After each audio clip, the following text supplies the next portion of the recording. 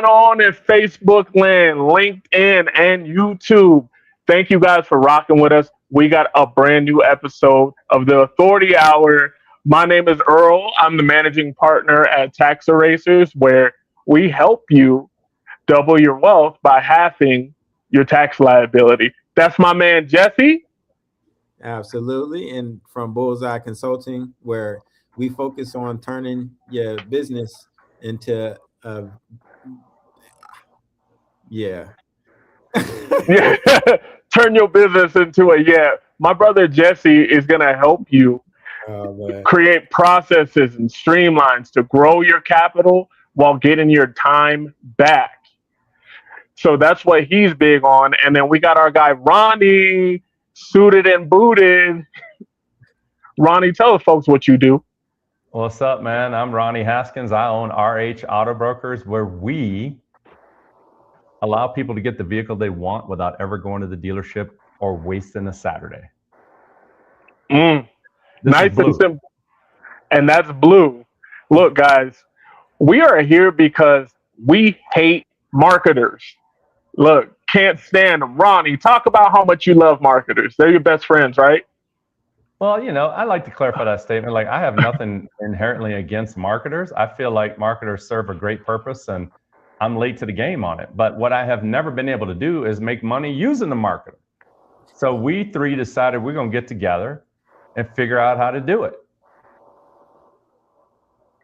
That's the process. Instead of giving $10,000 to someone else to maybe kind of sort of work that doesn't understand what we do and why we do it, we're in the position of figuring that out. And that's what you're watching in real time here. How we are, it's called the Authority Hour because we are taking up digital real estate one episode at a time. So look, we got 3 different sections to talk about today and a few other things. I'm so excited for you guys to rock with us. Ronnie, I know you're hyped about your segment. Look, you're over there beaming. Oh, yeah. I'm a microphone fiend. And my cat's knocking the light box down. He literally just knocked the light box down. You see the light go down? He literally just knocked it down. When you have a hater, it's normally a family member. He's a hater. Well, my man, Jesse, I know you've been cooking.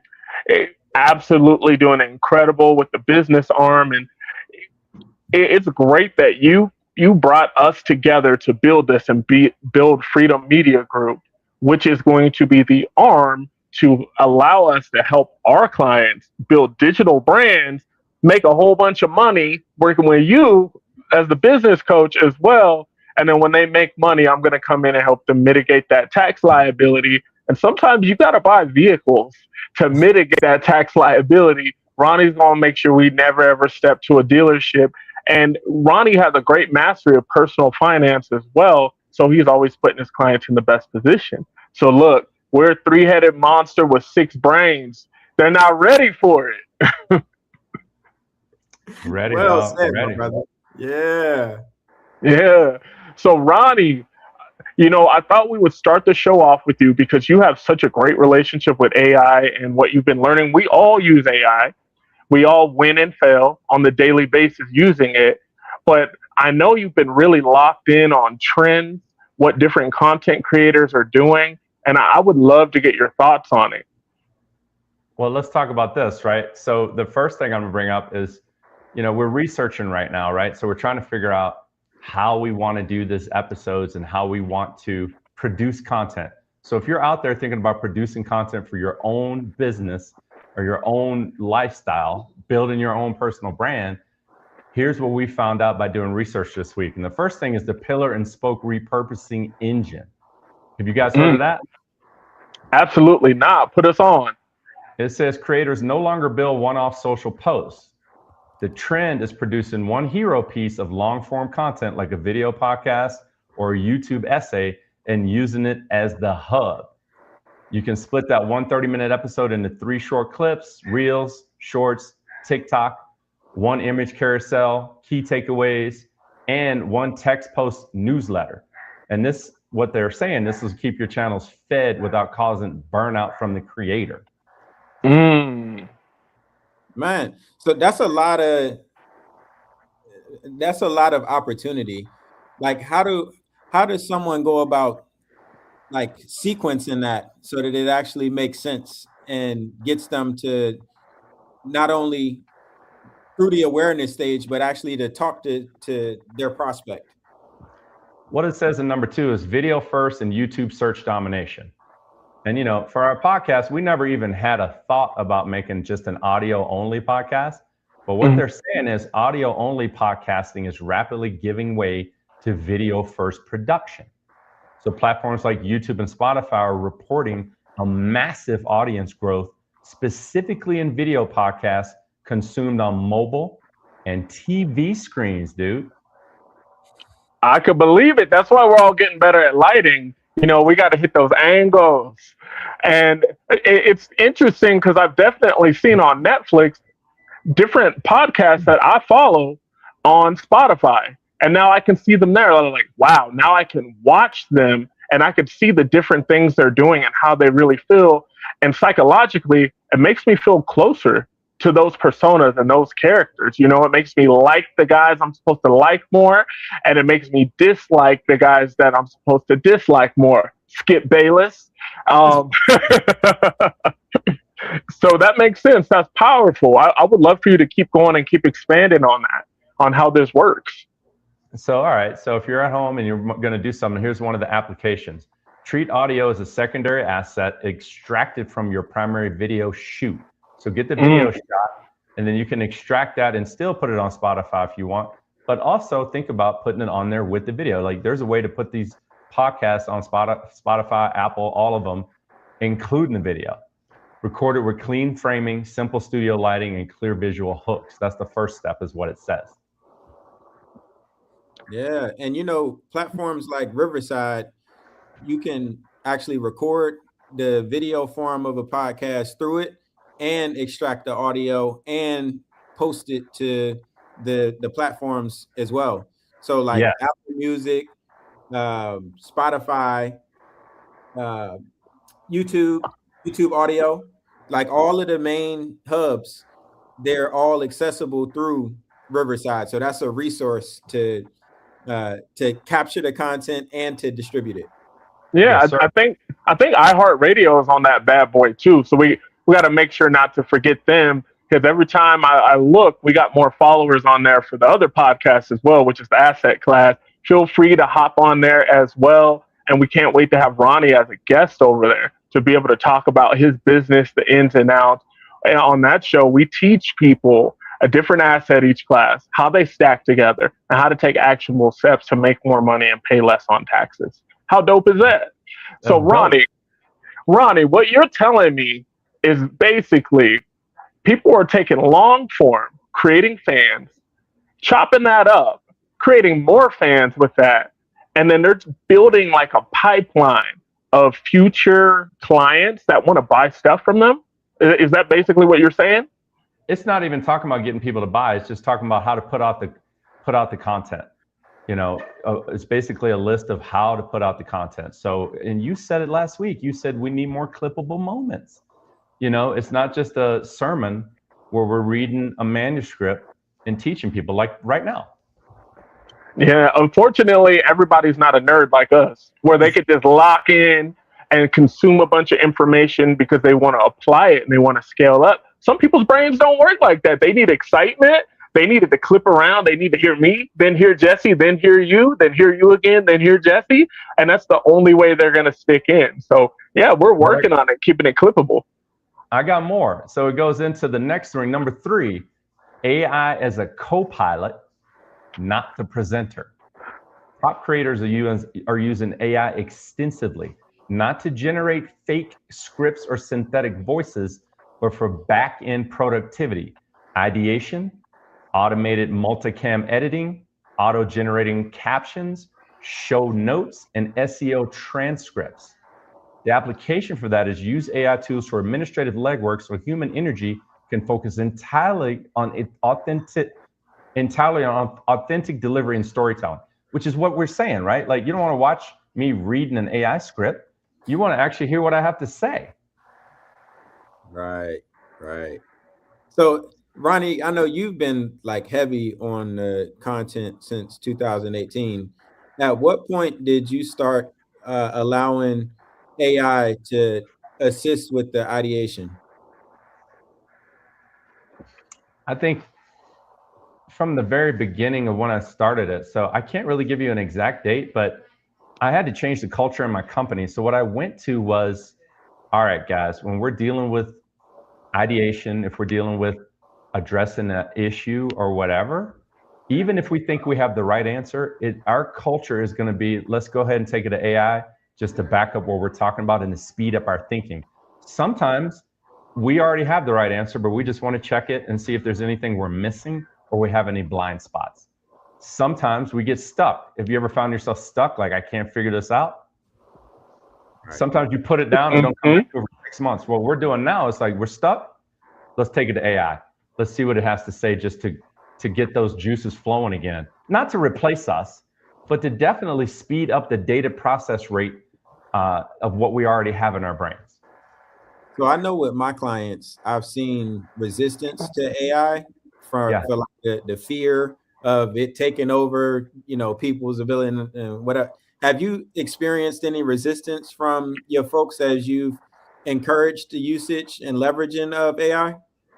Every day, in every aspect of my life. Every day.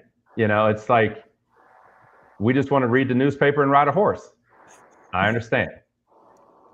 But let's keep it positive on the podcast.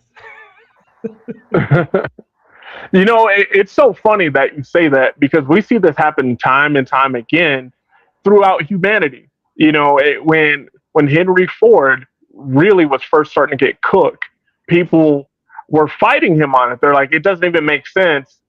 And he's like, look, if I gave people what they wanted, they would just get faster horses. But what they needed was an automobile. Yeah, that's a great take. Yes. Yeah. So look, you're spitting fireballs right now. Do you got some more for us? Yeah, there's just one more point. Here's what you got to focus on, and this really brings back to what we're delivering right now. Unpolished authenticity and process-based content. Audiences are fatigued by hyper-curated, glossy marketing. High engagement now favors behind-the-scenes moments, unscripted reactions, and anti-polished aesthetics. So here's the application of that. Leave some room for spontaneity or bloopers, cat walking in front of the camera, whatever you want to call it, right? Showing the actual process or building in public builds higher trust than a perfect product. So for my friends out there that are building their own authority, they're not building right now because they're waiting to get it perfect. What may happen is it'll be perfect and nobody will watch it. That's so powerful, man. I was just reading a Brene Brown book the other day, because some of the female entrepreneurs I work with said I need to soften up. So I'm reading the book, and she said perfectionism is a trauma response. So if we're going to be healthy, we got to produce while we can produce. You could have the opportunity of a lifetime, but if you don't capitalize it in the lifetime of the opportunity, what are we talking about? Man, you're dropping bars now, man. I mean, it sounds like I need to be ready when you do stuff like that so I can hit these media assets and drop these claps on you.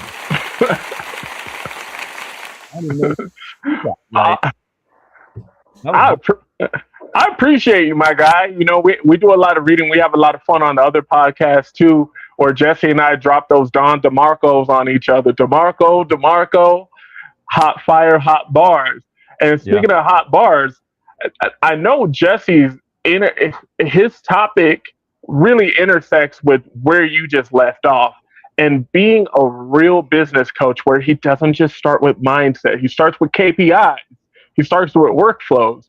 Jesse, how are you going about creating this marketing force as we're all creating, you know, Freedom Media Group at the same time? What does that look like, and what is on your mind right now with your piece?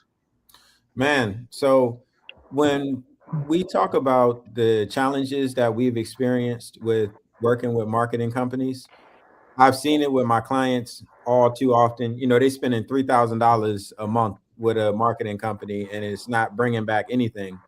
Well, the proof is always in the pudding via the data. But when we don't take the time to actually pay attention to what the data is telling us, then we can be in that perpetual cycle of just kind of pouring money into marketing and then not bringing anything back.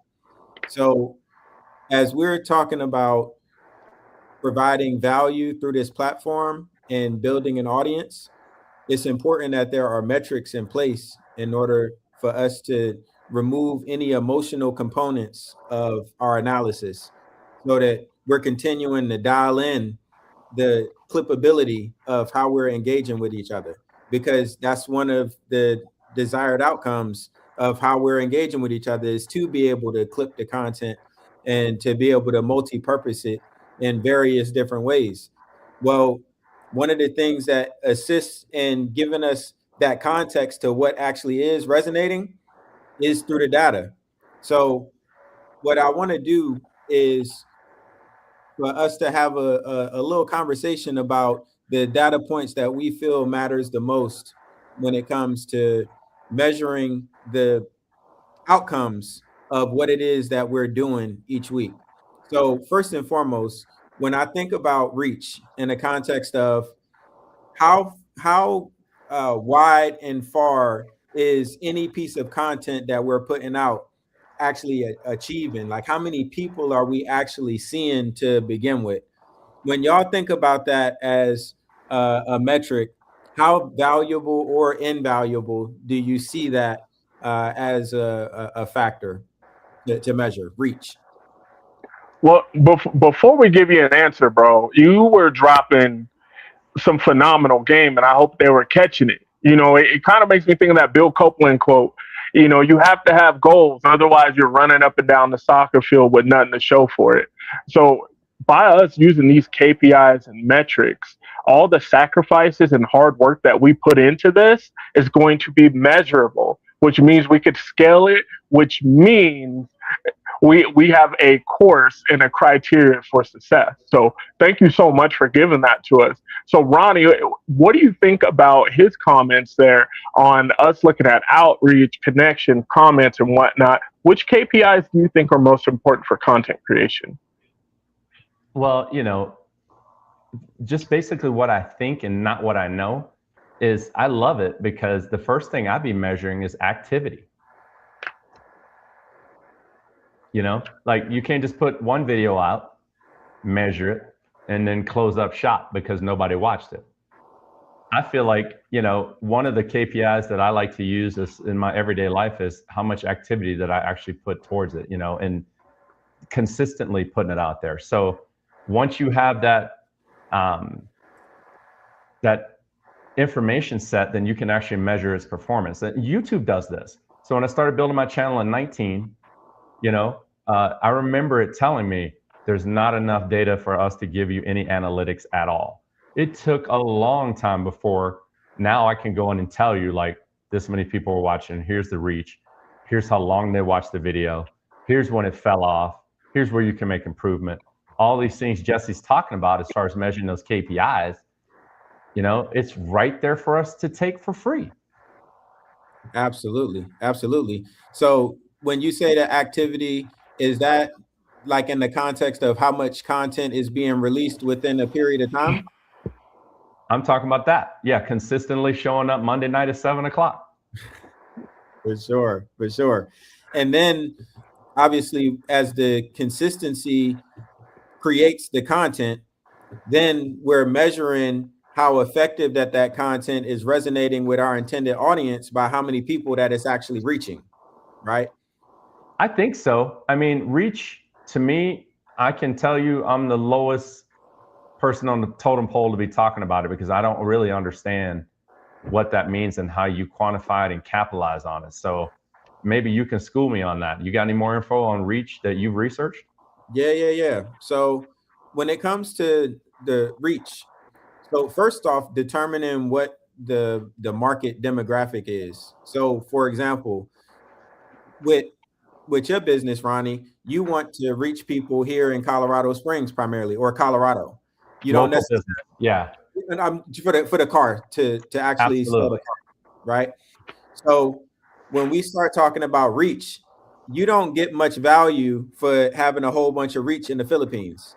Like you want to have your reach here in Colorado Springs when it comes to like being an auto broker. Right. So when we think about how many eyeballs that we have the opportunity to put our services in front of, that is the reach that's available. All right. Now, if your content is intended to reach anybody that drives a vehicle in Colorado Springs, you have a pretty wide audience that you can potentially secure. So when we're putting out that content, and I'm just speaking to RH Auto Brokers just because you asked the question, like when we're measuring the effectiveness of a marketing campaign that we run for RH Auto Brokers, we're thinking how many people that want to purchase a vehicle can we reach with our content? Right. Okay. And so do you measure that weekly, daily, monthly? I mean, we don't know yet, right? We're still figuring that out. Yeah. So I generally look at value because data is generally as valuable as how and when we use it. So in other words, if we were to be looking at the data on a monthly basis, if we had a significant increase from one month to the next, but that the primary driver of that increase happened in one of the weeks out of the 4 in the month, then how do we know, which week that it was and what activities that it was that actually caused the spike? Because that spike ends up getting lost in a sea of data. Yeah. Whereas when we're looking at our data on a weekly basis and we look at last week's reach and we see, oh man, our reach went 65% above base, then we're then looking at the actual content that we put out last week and saying, all right, so we put out 6 pieces of content last week. And of the 6 pieces that we put out, these 2 are the 2 that are responsible for the 60% increase. So now, we may want to put out more of that type of content, and we might want to put ad spend behind that content. But if those 2 pieces of content end up getting lost in the sea full of content because you're only looking at your data once a month, then you miss out on that opportunity. Exactly. I mean, you're saying it exactly right. Like, so basically we're both kind of lining up, right? Put the activity out, get the content moving consistently, and then measure the KPIs. And you get that spike. It's like, oh, we were talking about assets over liabilities that day. They want more of that. Like, we spend too much time thinking what we know people want instead of giving them what they actually are asking for. And with all of this information that we have for free, we don't need to guess anymore. Right. That's powerful. And it makes me think about the other podcasts. We met up with one of my good friends. His name is Mike. Mike does the editing and marketing for some of the largest YouTube channels in the world. So we're talking about infographics. We're talking about Cody Sanchez. I could list a whole bunch of people and you would know who they are. So we sat down with them and told them, hey, we want to do this. And Jesse and I ended up just rocking it, But he was saying, based on your niche, you're going to be in a position where you might have to create content that you don't love that brings value. Do you want to be that channel so you could blow up more quickly? Or do you want to talk about the exact things you want to talk about and take longer to build it? Jesse and I had that conversation like, look, we're going to talk about what we need to talk about because we already have monetized businesses. Most people are creating this social thing because they need to monetize, they need to make money. We're doing this more so for authority in digital space. To give you an example, he's like, I did a quick search for a whole bunch of things in your niche realm, Earl. And if you talked about 401ks and term and a few other things, man, that's what people are clicking on and staying on the most. And I was like, okay, I understand there's value there and I could talk about those things. However, I really love talking about how to buy business with no money down, or how to sell your business to your employees inside their 401ks, and it become an employee-owned company. We want to go straight up and have these higher level conversations, and that's what we're normally doing on the asset class. And he's like, okay, that's dope. Just know it's going to take longer for you to build your audience. And it's like, it's all gravy and biscuits, man. We're going to get there where we get there. But at the same time, we have the authority hour here where we can start stacking things up. And I think that's probably a great place to start shifting gears. Like Jesse, Ronnie, you guys crushed it. Learned so much. And I'm sure all of our followers learned from you guys. I really love Ronnie's just like his activity is activity is activity. I had this mentor that was an anesthesiologist and entrepreneur, and he would always say, ACE, you got to have an ACE up your sleeve. Activity cures everything. So if you have a problem, get off your butt and start moving, and pretty soon you won't have a problem. Yeah, I have a simple saying that backs that up. I always tell people, like, when I do stuff happens. Yeah, it's simple and it's real. And that is like unintentionally the perfect segue into my section. So go ahead. We were really, really fortunate to get to see some of Alicia Little at InvestFest. If you don't know who she is the queen of AI. This lady's just got it dialed in on so many different levels. And she changed the paradigm of how AI works for me. So I think the common person looks at AI and they say, can an AI send an email? Can it send a text? Can it ask these questions? She's like, of course it can do those things. What you should be asking is, how can I create a team of strategic partners to help me amass more time and more value in my business?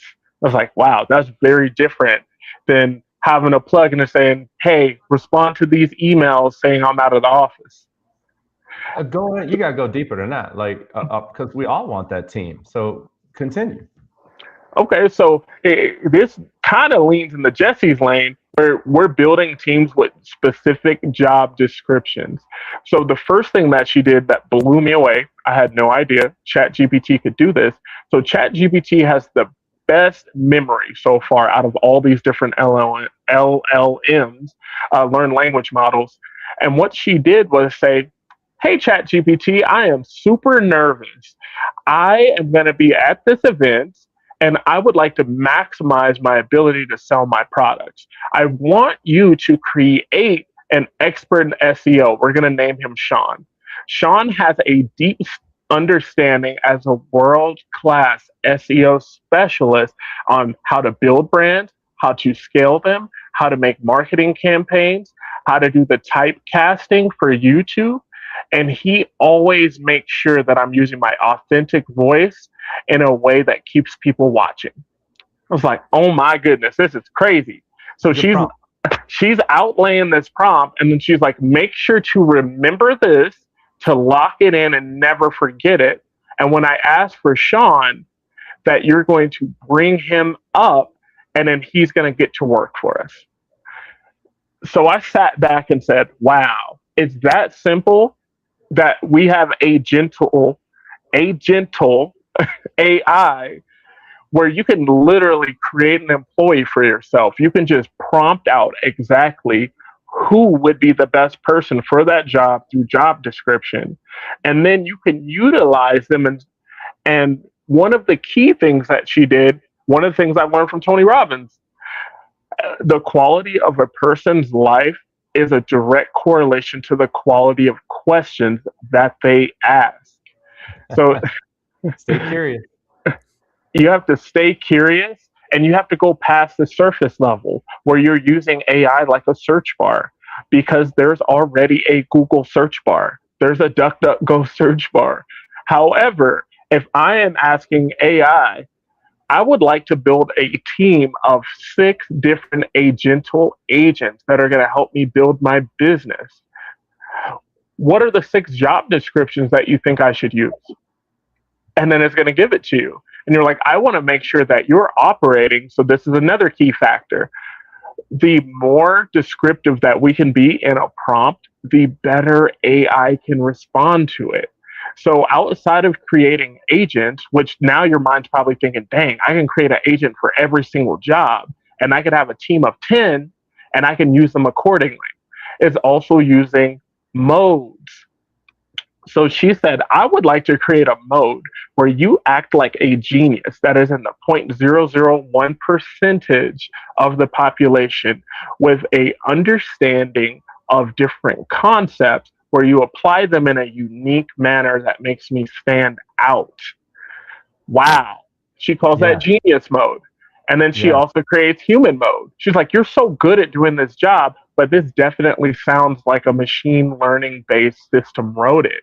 I want you to solve problems based in a human's reality. So empathy, not breaking the laws. And she lays out a few different things. And she's like, we're going to call this human mode. So not only is she building these different teams that work directly in the business that have different tasks and can work together, but she's creating modes to give a filtered layer on top of the different agents to make sure they're producing quality work that you can just plug and go. I love it. That's cool. We could go back and we can extract this and get those prompts. If you want those prompts that you just spoke, just rewind the video and transcribe it and put it into your ChatGPT. And now they're working on their authority hour or their authority 30 minutes. You know, Yeah. they might not have that. Jesse, you've been cheesing ever since I laid this out. I know you use Claude, you use Plod, you use Chat, you use a bunch of things. What are you thinking based on what I just kicked out? Man, so it's literally leveraging all of the AI components. So literally preparing for tonight, I went into Perplexity because Perplexity is better for like the research type stuff. Mm-hmm. I needed like factual information. So I used Perplexity to go and find that piece. And then I used Claude to organize it into like how I wanted to present it. So it's like with all of the AI, I brought up that resistance point a little bit earlier because, you know, people have their hangups with it. But for us as entrepreneurs, it's a lot of this stuff that when we're not fully leveraging it in our daily lives as entrepreneurs, it's nothing less than entrepreneurial abuse. The opportunity to have a conversation with your AI in order to define the job description, to then build an AI agent that is going to execute the responsibilities of that role and have key performance indicators that measures how effective that they deliver their job duties as an artificial agent. Like, that is, why would we not take advantage of that as a resource? I don't know. That's a big part of what we do as entrepreneurs is resource maximization. Yeah. DeMarco. It's almost like you read my script, man. Because you're going it to the next level where it's using the different LLMs that are best at certain tasks to create certain tasks. So you could have Chat GPT create the prompt that you use in Claude, and then Claude creates a product, and then you take that over to Manus or Perplexity, and you have it research and add on to what you're doing. So not only do we have agents working for us, but we have different AI LLMs working for us. And then it even goes levels deeper where we can have it create the different products and we could pass it all the way around. So she cloned herself just to see what would happen. She did two things. She used Manus to respond to all of her emails, and she created an assistant using manus.im. With Manus, it's really, really good at understanding workflows for email, and it creates an assistant. She named hers Maximus. She's like, your name is Maximus. When I say Maximus, that's a reference to you. Respond to those emails as my assistant, Maximus. So he's responding, and then she's like, I want you to respond as me. I'm going to kick it out to you, make sure there's no typos, no errors, and that there's no comma splices. Boom. So she hasn't directly responded to an email in a quarter of the year, and her goal is to go the whole year. At the same time, she's taken herself. So here's something I got excited skipped over. Ask your AI to create a personal blueprint of you. Say, I want to create a personal blueprint of my personality, of the way that I say things. I want you to create a list of questions and I'm going to answer them via voice. And then I want you to remember all this information and use it as a reference in the future when we are creating content together. Wow. I mean, it's hard to keep up. It's out of control, man. So it's asking better questions. Can it send an email? Can you make content for me? No, this is who I am. Boom. We're working in this particular business, and I want you to be in genius mode, and I want you to keep it in the realm of humanity. I want you to create content for my LinkedIn. You know, my LinkedIn is like this and this and this and this. Enter. Now you got content for the next 30 days that it can create for you. And she's even taken it over and used Hey Jen, using the Hick field.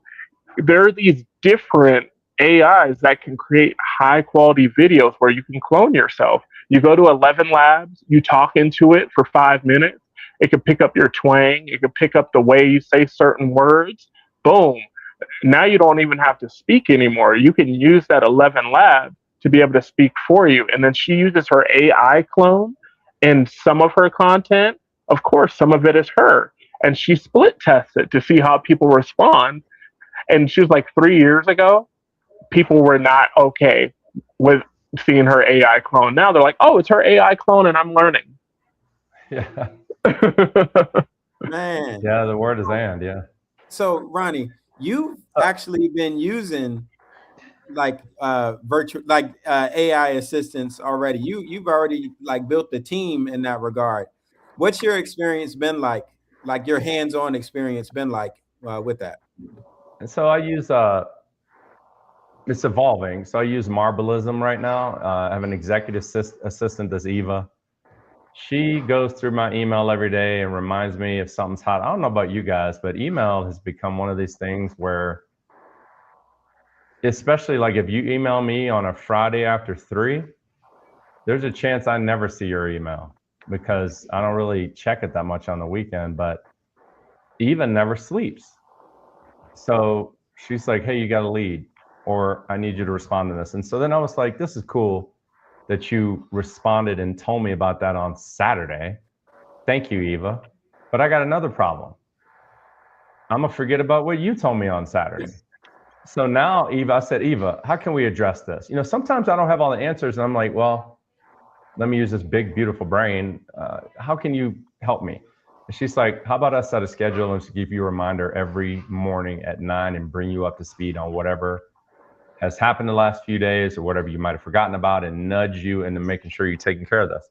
And I was like, fascinating. So she's doing that. Then I've got my social media manager, Sonny, blog writer, Penny, sales associate, Stan, legal assistant, Linda. And I have a voice receptionist, Rachel, who she literally answers my phone. I don't use voice. I haven't used voicemail in probably 3 months. And I have not missed a beat. It's like, you know, some people just hang up. Doesn't matter. She tells me this person called from this number. They hung up, didn't want to leave a message. I'm like, all right, cool. I already see that you called, but she reminds me, like, don't forget this person called. They might need you. I'm like, okay. Sometimes I text them back. Sometimes it's just a spam call. And then the last assistant that they just launched last week was Walter. He's a website builder. So I haven't even touched him yet or onboarded him. But Walter is a website builder. I'm not sure I even need him right now, but it's fascinating. And that Marbleism is still on a timer, because Claude or ChatGPT or anybody else, if you don't want to pay for Marbleism, you can go create your own. Like you said, you can create your own 75 agents that are working on their own little things with their own little prompts. that'll get you the results that you want. Mm-hmm. And with that, I think we have to be mindful of the credits that it takes to get a task done. And one thing that I really picked up from her training was be mindful what you're asking it. So if you want to ask, hey, I want to buy this book, go ahead and take that setting down to the least computing power to do that so you can save those credits. You don't need the top level perplexity research for it to get you that book, for it to book you a flight. Now, when you're asking it about the nuances of marketing, or you're asking it, hey, what extensions should I add in so that all of my ads are as effective as possible with Meta? And it came back and said, Meta has an add-on. So I can work directly with Meta to create your Meta ads to make sure it's peak efficiency. Wow, that's interesting. What program was that? So with Chat has an it has an extension for Meta, and I believe Claude might have one as well. Or be looking that up real soon. You can create an agent to do that. So and Go High Level, you ain't even talking about Go High Level. I'm still in that rabbit hole. It's got all that stuff in it too. It's time for you to create a Go High Level agent, man. So it's interesting. All of this makes me think about, I love philosophy so much when I was in college and high school. And one quote that always stood out to me was that, the illiterate of the 21st century won't be those who can't read or write, but those who can't unlearn and relearn. Man, can you say that one more time? The illiterate of the 21st century won't be those who cannot read and write, but those who cannot unlearn and relearn. Right now, thank you, my brother. Thank you. Including us people that have been doing it for 30 years. If I don't unlearn and relearn, like the whole simple statement is what got you here will not get you to the next level. It's 100%. Jesse's been in my ear since I met him, which is like almost 2 years ago today. Man, I was looking at the memories of us sitting around that table at Lou Charles, and he's just like, people need to stop having hustles. They need to build a business. I'm like, hey, I'm a hustler, homie. I'm a hustler. Like, I was about to go Cassidy, and then I heard him out, and it's like, you're 100% right. We need SOPs. We need to scale because we need employees. Because if we're going to have Black-owned businesses that can really build and scale and change the community, can't be a one-person entity. So he's made me change my practice because we've talked about it, Ronnie. We're guys that wore out a whole lot of shoe leather, shook a whole lot of hands, and we're charismatic, fun, loud guys, and it works for us. But if I'm trying to build a organization, I'm not trying to do anything. Let's rephrase. If I am in the process of building an organization where I want to have 250 brokers that are offering these different business funding, retirement, tax services, can I expect all of them to go out there and work that shoe leather and have the gumption? Probably not. I could do it, but it will take more time. But building systems where I could people can plug and play, and they can just take off with this lead source, and they can do this, and they can do that, I could scale it faster and bigger. So that's what's coming next year, and that's all because I've had this brilliant brother in my ear for the last 2 years. It's just changing so fast, man. It is. No, and again, with the AI agents, this is one of those things that it's all like such new technology to the general public. And for the people that are, taking the time to slow down, to learn the nuances of how all of this stuff works, they're going to speed up over the long haul. Mm-hmm. And accelerate to different places and spaces because the capabilities are just so vast. And it would be irresponsible for us to not leverage it in its entirety. I have like 3 of them working right now. Responding to comments, responding to certain words on posts, and answering the phone. So like, dude, like, you know what? I think the people watching this might be afraid, because I felt the same fear. I don't like take it back like 10 years. You're talking to Verizon when they started moving over to maybe it's been 5 years, but like they move over to you got a problem, you need to talk to support. And then it's like this prompt-based thing. Tell us more about your problem. Is it connection or is it your internet? And I'm like, internet. And then it goes into here and let me route your call properly. Let's do this. So, all right, that was painful, right? Well, last week I'm messing with Go High Level last week, and I was stumped. I was like, I cannot figure out how to do X, Y, Z. I was working on A2P. If you know, you know. If you know, you know. A2P. We'll talk about it later. But you got to go through all of these approvals to get that done. And I clicked the question mark. I was like, I need help. And it was like, tell me about your problem. Show me your screen. And I was like, oh. So then I started talking to it, and it started messing. This is on the phone. Like I picked up the phone and called a number, and and it's like, tell me about it. What's on your screen? Never mind. Let me look. And it started looking, and then I was like, okay, what about this? What about this? And like 15 minutes later, after having a back and forth conversation, I got a solution. And I never talked to a human, and it felt like a human. I knew it was an AI though, and I wasn't even upset because I was like, this can get right to the problem. Let me get a solution right now and get this worked out instead of routing me through several different phone calls to get to somebody who might not even know the answer.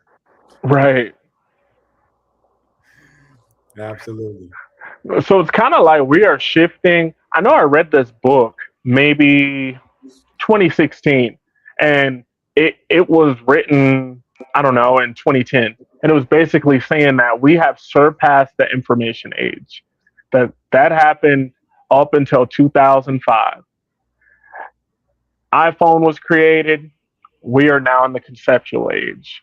So now it's not just what information can we take in, but how quickly can we take it in and execute on something, and execute on something that has enterprise value, in my Jesse Bullock voice. Yeah, enterprise value. I like that one. Oh man. No, so this has been a very incredible, because this is the first format, that this is the first episode that we had the format. Ronnie, what's your read on how we carried today's flow? I'm a football player. We're running plays right now, so I already been thinking about this. And so, number one, I love it, to answer your question, but I got a goal for us. It's like, all right, we're gonna, after this episode's over, I don't know if you paid attention to it, but once you hit end stream, it'll ask you like, do you want us to produce the clips from this? Just let it produce the clips, and then we'll talk about that as one of our segments next Monday. Or we don't have to wait till then, but like whatever, like next Monday's probably a good time. We'll talk about the clips. But my goal is we'll see what it clips, and maybe it comes up with 4 or 5 clips. And I think that I'm one of these guys. It's like, let's set a bar, like for every episode, we extract at least 15 clippable moments from every episode. Because how much content can we put out at that point in time, right? Like each one of us is posting it, or you're dropping it on TikTok, or you're dropping it over here, or over there. You can chop it up however you want. But without the clippable moments, it's just a long run-on sentence. Let me drop that for myself. Hey, yeah, that's one of them ones. Hey, after today, it might not even be how much content we can put out, but how much our agents can put out for us. After we get the what did it say? And let's go back and look at what it said, right? So we focus on being authentic. We're going to unpolished authenticity, process-based. That's our little segments, our homework. We focus on just being authentic, and then let the agents cut it up. And the goal is, all right, I hope I want the agents to get 15 clips out of this. Like, so that way from Monday to Monday, it's constantly running. Like, you ain't checked out the podcast, or check out this clip. Check out this clip. Absolutely. So, Earl, what was your read on how everything flowed today, and how do we take the momentum to keep it flowing in the next week? Whew, I think today was fire. It was great. It was a powerful step into what we're going to build together in the future. So we need to come up with something actionable for us to all hop in for next week's episode. So are we all going to create more agents? Like, what angle do we want to take for next week to come back, talk about that, and create the magic again? Well, actually, because when we start talking about the action piece, so we get the 15 clips. Mm-hmm. Well, that flows into an action plan of what it is that we're going to do with that content, because that can be a part of the deliverable here, that we actually determine of whatever clips that StreamYard recommends. We figure out which ones that we actually want to take action on, and we coordinate a strategy to get maximum reach, referring back to that KPI. Because Earl, you spoke to it last week, but when you got the three of us that are taking the content and throwing it out there to all of our respective networks, that's theoretically triple the impact. Now, I say theoretically because my reach is not as long as y'all's reach was. Like, I don't have as much of an audience as y'all do. So, y'all content is going to go, any content that y'all put out is going to go further. But again, it's about us deciding what we want to do with the content that reaches the bar. Mm-hmm. Okay, dope. I love that. That part of the deliverable is what we're actually creating here. So then we're going to get that, apply it, and then from there, we'll have enough content the next episode to create more clips, which is the deliverable, and build on itself. So I got a question. So how do we know how to, like, when you say we're going to each use these clips to try to get maximum reach, I know what my brain tells me. My brain says, put it out and then measure it and then double down on the stuff that's actually working. Mm-hmm. Are you guys saying the same thing? Yep. Mm-hmm. Yep. Yeah. So that's how we, like, it's VCP. Like, it's just basically, like, without being visible and putting out the content, we cannot even have a conversation about how to get more reach. We got to actually get good at making stuff people want to watch. Right. And the way that we figure that out, and that's why I threw the idea out there that we figure out what content that we actually want to release, because in my segment next week, when we talk about the measurement piece, I'll bring in, so from the content that we released last week, this is what had the most reach. And, Okay.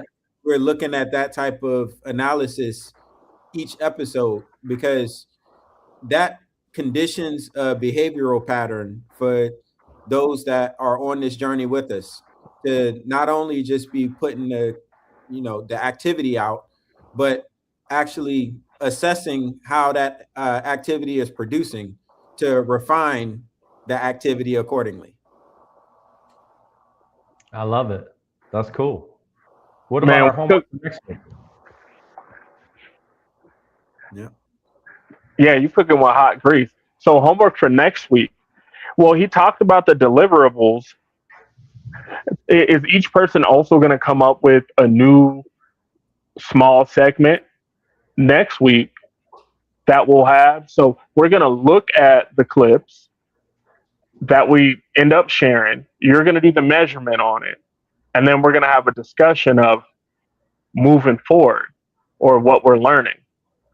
Yeah, that's on the measurement side. But I mean, the format that we have, I think it works. So, Ronnie, if you're continuing to pick a new current trend when it comes to content creation and maximization. And Earl, you're thinking about like what are the teachable moments?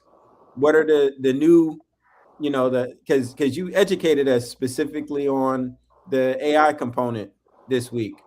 And Ronnie, you educated us, like that was you informed us of trends that are happening in the content space. And I spoke to the data aspect of it. So I think that formula kind of endures as as a format, as a layout for us. What y'all read on that? Earl?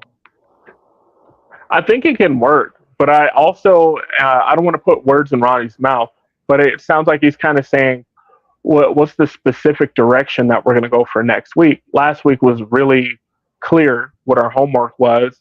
I'm doing this, you're doing this, you're doing this, and we're bringing it forward and talking about it. Is that what you're saying, Ronnie?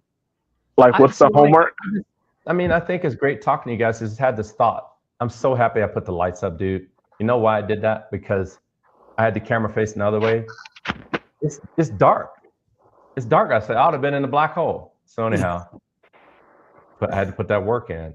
Now, what I'm saying is this: like, if you're going to tune in next week, what are you going to learn from us? Like, you know what I'm saying? Like, if I'm tuning into the news, they got those teasers. It's like today is, God rest her soul, Haddon Panettiere. We got an update on her passing, right? And so, I got to watch that at 5 so I can check that out, right? So next week, if we start the episode with, it's just an idea, but like Ronnie's got a segment on what's going on currently. Let's talk about that. And then, but this whole episode, we're talking about teaching this aspect, and here's what we're learning. We hope you learn. And if you want to drop your info in the chat to help us all learn, please feel free to do so. Like, I don't think that this is a podcast where we're just teaching the public. I think this is a podcast where it's live learning at the same time. And those who want to join, we got to find a way to invite them into the conversation so they can engage. And by the way, we can learn from them. Like they might have something that they just holding back because they think we're teaching something they don't need to learn. It's like, yo, what do you got? Like, this is what we learned. What did you learn? Put it in the comments. So I don't know if that's making any sense at all, but what is Monday's episode going to be about? It's rhetorical right now. I'm not expecting you guys to have an answer, but I'm just like, as we move through this and it evolves, I don't know what they do for Earn Your Leisure, but do they have, like, today we're talking about X, Y, or Z or whatever? Like, I've seen some things on crypto or whatever, but like, I don't know what the best practice is. Maybe that's my homework. So to answer your question, yes. Well, Earn Your Leisure, they don't give they don't tell you what the next episode is going to be about. But at the beginning of each episode, they give you basically the run of the show. This is what you can expect if you stick with us for an hour. Stay tuned to the end because we got $1 million giveaway. Right. Earl said that. Like, he's got that. Allegedly. This, my friend, is a clippable moment. Most definitely. Yeah, no, I'm with that 100%. That we need to bring something to the table and we can learn from other people. And I think that we're going to be able to learn from folks as we continue to do it and as it gets better, because more people are going to watch it and they're going to hop on. But we also have to have content to keep people on. So, it's almost like a cyclical thing. So I know next week, like there's so much more that I still need to learn from this exact part. So it could be a different depth and angle on the same subject. And then the things that I'm going to be trying out over the next week based on what I learned from it. Yeah. Yeah, no doubt. Like, I'm going to be working on those prompts. I wish I had them. I might have to go back and clip them and work on those, creating an agent, right? I don't think I should just step over that one. It's like, you can either pay a company to do it or you can figure it out. And somebody might just want to use Copilot or whatever, but all of them are capable. Mm-hmm. Yep, and I'm gonna see if it's still up. There was a website that she made temporarily that holds all of the prompts that she outlaid during her talk. So I'm gonna see if that's Wow. still live. If it is, I'll shoot it over to you in email. I would love to get my hands on that, dude, and load it up into my brain. Now Yeah. he's an AI. Ronnie AI is woo. That's a dangerous brother right there. I mean, you know what, guys? Like, but it's such a good time to be alive because just 2 years ago, does anybody have the date on when AI went live? When they were like, ChatGPT is live as AI, and everybody was like, it's the Terminator. What was that? I think it was 2 years, but I know I'm wrong. So I don't know that date. But here's what I'm saying. All those employees we can't afford, all of a sudden, you can afford 60 of them. Right. We can all afford some legal counsel now. Now you gotta be smart with it. I was just looking at a case the other day where a judge threw out the case because both sides of the aisle didn't do any of their research, and they didn't have Luckily, well we're not trained AI. lawyers. Right, we're right. not lawyers. No, we're not. Okay. Well, I know it's 8:05, and I know you normally got a jet, Ronnie. But this was a dope episode. Let's keep building on it, fellas. I'm honored to be here. Thank you so much for letting me be part of this journey. I'm sorry about my dog. Somebody's walking by the house. But yeah, brothers. And by the way, we all evolved, like all of us. Like this was actually wonderful. You brought this to me. We're like, he's going to MC it. I'm like, great, perfect. Let's go. Absolutely. Nah, man, I'd be getting too wordy.